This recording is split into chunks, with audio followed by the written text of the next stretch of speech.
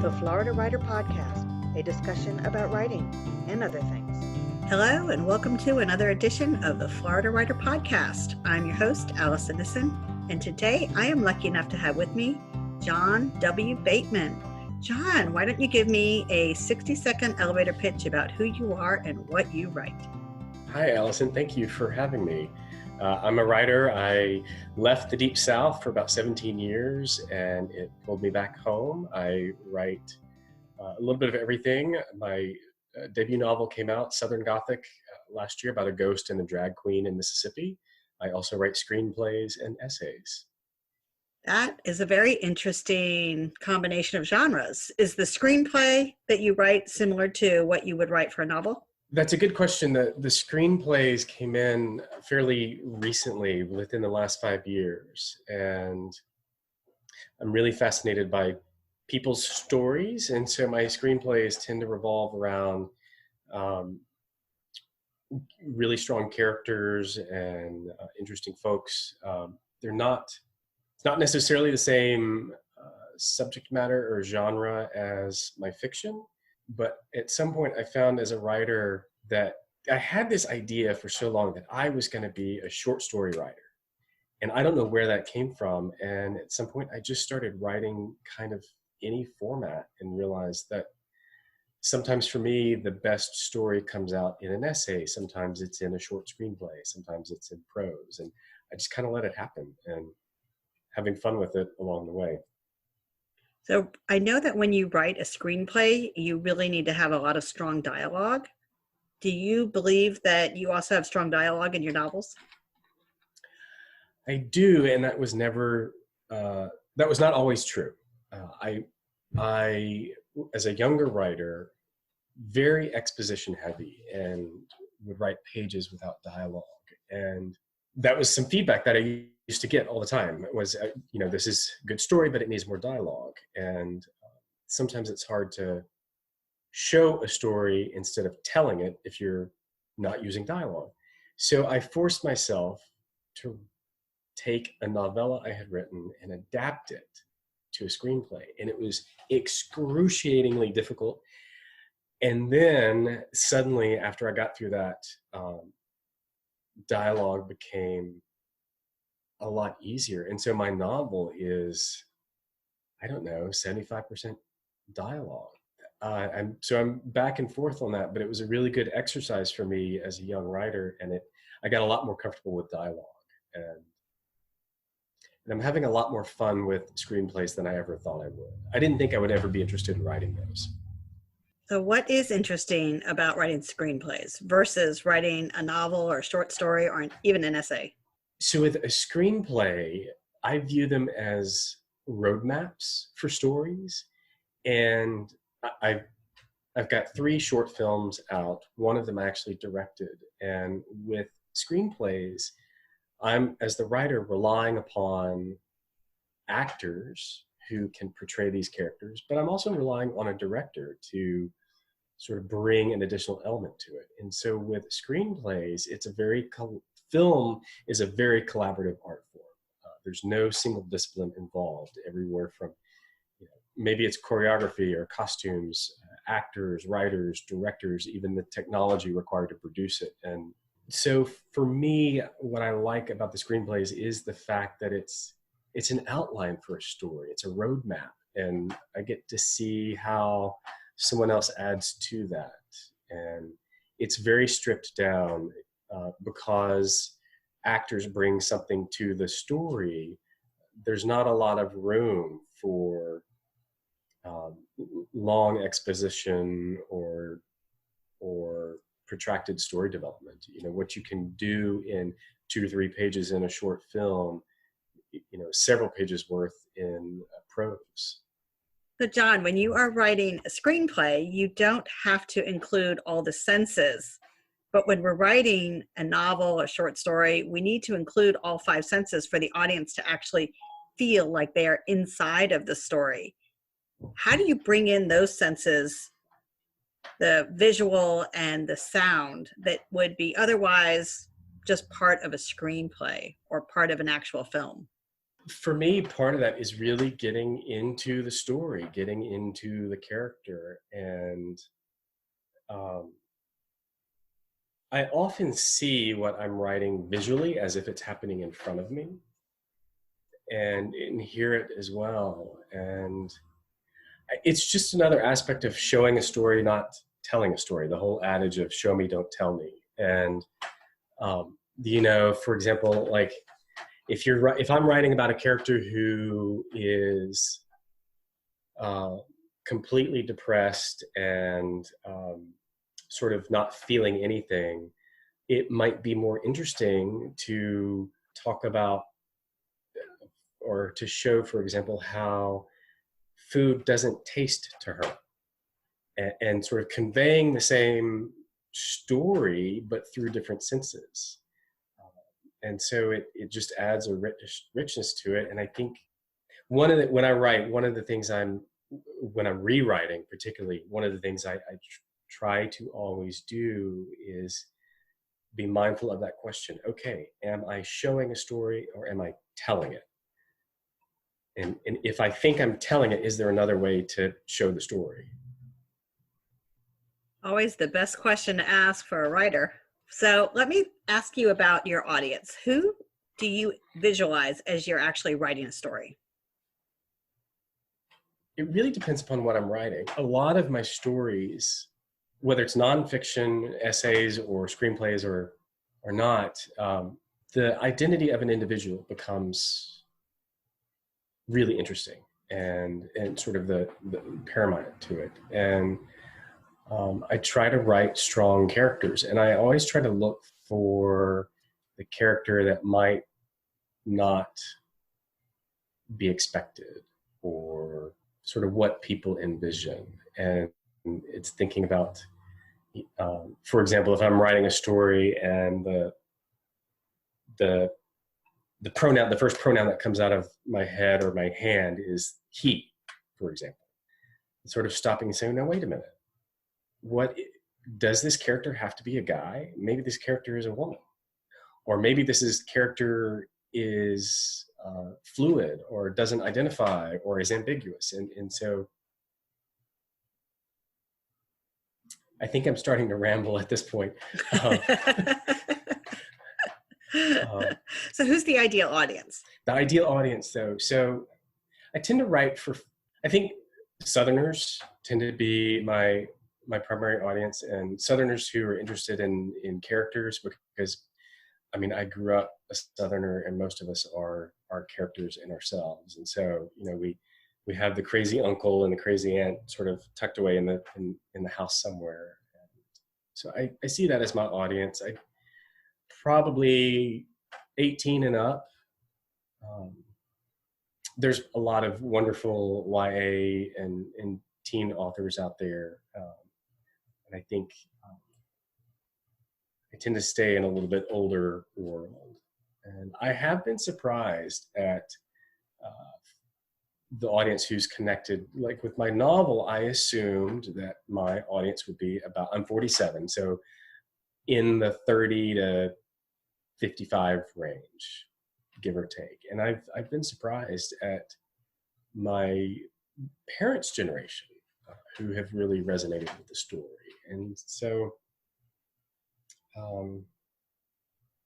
I guess I don't really pick one particular type of audience. I just want to write a good story and strong characters. And so those are the audiences I tend to think of. And do you write Southern Gothic? My novel is definitely Southern Gothic. I've had a couple of short stories are very Southern Gothic. My first short film wasn't. It was actually set in Queens, New York, but the producer for the film told me, he said, these two women sound like they're Southerners. I said, you might want to work on this a little bit. So, yeah, but a lot of my writing is Southern Gothic, and I think you can't talk about the South or write about the South without the weird mix of emotions that come along with the South, both the good and the bad. So how would you actually define Southern Gothic? So for me, it's probably a little bit amorphous and is going to vary based on who you talk to. For me, Southern Gothic has strong characters and will have some of the humor and the light that comes with life, but it's also going to show a little bit of the edge as well. And so not everything is going to be, pink clouds and rainbows and lemonade and sweet tea. It might be sweet tea spiked with arsenic or something. I like that one. That's a good image. So tell me about your latest novel. The title is Who Killed Buster Sparkle? And it's about a black ghost who befriends a white gender fluid drag queen in Mississippi. And Buster is the ghost, Buster Sparkle, and he didn't really want to be involved with people while he was alive, and then he finds himself as a ghost with partial amnesia. He can't remember how he died, and he stumbles across the first person who sees him, who's a drag queen that goes by the name Peaches. And I really wanted to, it's really about the friendship between two unlikely people. And the idea of how do we get to know someone who is very different from ourselves. And the novel follows their friendship as it unfolds. So I'll give a little bit of a spoiler away that they do become friends, and sort of follows them along this path. And you can't have a ghost without a murder mystery, or at least I didn't want to. So the Peaches is convinced, who is a quite spiritual person, is convinced that Buster is stuck for a reason. And so she's convinced he's got to figure out how he died so he can move on. And so it sort of follows that trajectory. And it's set in the fictitious town of Clover, Mississippi, which is a little college town, probably not unlike most other college towns in the Deep South. So. Well, tell me, do you have a writing routine? Roughly. So I guess the only routine is first thing I do when I wake up in the morning is I fix my coffee and do morning pages. And while I'm writing my morning pages, I put my eggs on. So I do 2 pages every day. It's mostly stream of conscious, but I let it slip into story notes. I don't let it slip into my day job. That's the only restraint I put on it. So that starts my day. And my goal, and this is where it's not routine, is that I read and write every day. And that might be a sentence. I touch it every day. It might be editing. It might be proofreading. It might be reading notes or jotting notes. But every day, for me, it's like the law of inertia. If I'm at rest, I'll have a tendency to stay at rest. But if I'm in motion, I'll have a tendency to keep going. Absolutely. Do you have a space that you actually write, or is it just on your kitchen table? I finally have a space. So I bought a fixer-upper last year, and there's this little former porch, former utility room, now my office. And I lived in New York City when I wrote this novel set in Mississippi with a ghost and a drag queen. And, here I am, moved back to Mississippi, bought an old house, and I swear it's haunted. So be careful what you write, I guess. But I do. And I have found, for me, this is not true for everybody, but for me, having my own space that's like a creative space is really good for me. It's good for my mojo. Well, that's nice to hear. So John, how can people get in touch with you? So I have a website that accepts email. It's johnwbateman.com. I'm also on Twitter, Facebook, and Instagram, but I really prefer Instagram. It's just nicer. And I was surprised at the literary community that's on Instagram, and it sort of makes sense for me that my writing tends to be very visual, whether it's on the screenplay or not, to incorporate images with text. So I'm pretty easy to find. You have to include my middle initial to find me, but that's the best way to get a hold of me. So I would love to talk more about Instagram, but I am going to switch directions, and we are Okay. going to move to our rapid fire questions. Are you ready? Let me get a swig of water here. I'm nervous. Oh, no. I'm Okay. rubbing my hands together maniacally. Okay. All right. Let me think here. What was the last road trip you've taken? Oh gosh. Maybe Oxford, Mississippi. No, Jackson, Mississippi. Sorry, quarantine, it's sort of thrown my memory. All the days run together. Either Oxford or Jackson, Mississippi. Which do you like better? Oh, Oxford, Mississippi. Absolutely. I've not been there. It's a pretty town. Great little college town. I went to undergrad there. Starkville and Oxford are the only two towns in Mississippi where I would probably live. Like these fun, funky college towns with a strong arts and music scene and young population that's sort of gives it this vibrant energy. So it's so you see new faces coming in, and if you like football, so if you like the cowbell, you're gonna like Mississippi State. Bring earplugs. Bring earplugs, exactly. What do you think about printers? Printers, as in like the thing that's under my desk that prints out paper? Yeah. Does it work? I have not. I love editing on a printed page. I love the feel of paper. I love the smell of paper. I love the sound of a pencil on paper. But I have stopped printing every copy. I'll rewrite. Sometimes I'll write longhand my first draft, but I'll edit through several drafts on the screen. But yeah, nothing beats a good sound of the page, and that includes books. I am not a Kindle person. I love the fact that ebooks have made reading a lot easier for folks, but I love a good book. I saw a meme that said something along the lines of, what are you going to do if you run out of books? And then the person is laughing hysterically, like, I'll never run out of books. Have too many. Right. I know. You see this stack behind me? So. Exactly. Third question. What are your favorite pair of shoes? Ooh, depends on where I am. If I'm in, like on my back patio, flip-flops. But I have these red sneakers. I like those. Probably get time to get replaced. They're not exactly red right now. They're a little bit more like faded, not pink, but yeah, my red sneakers. They've been loved, well loved. Very much so. My red sneakers. All right. Well, John, I am so glad you were able to stop by. Thank you, Allison. This has been Allison Nissen with another edition of the Florida Writer Podcast. Allison out. John W. Bateman was the first person in his family to leave the flyover states in more than 200 years. It didn't last. John writes and looks for stories in the Deep South.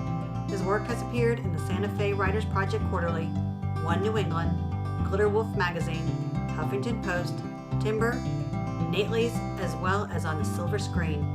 He has a secret addiction to glitter and, contrary to his southern roots, he does not like sweet tea. John is a recipient of a 2018 Emerging Filmmaker Grant from the Mississippi Film Alliance. His first novel, Who Killed Buster Sparkle, was released in 2019 by Unsolicited Press and has appeared on the weekly Top 10 Mississippi Reads nearly a dozen times. He'd really like for you to buy a copy so his mother isn't his only fan. John can be reached at John W. Bateman on Instagram, Facebook, and Twitter. For more information about the Florida Writers Association, visit us on the web at floridawriters.org.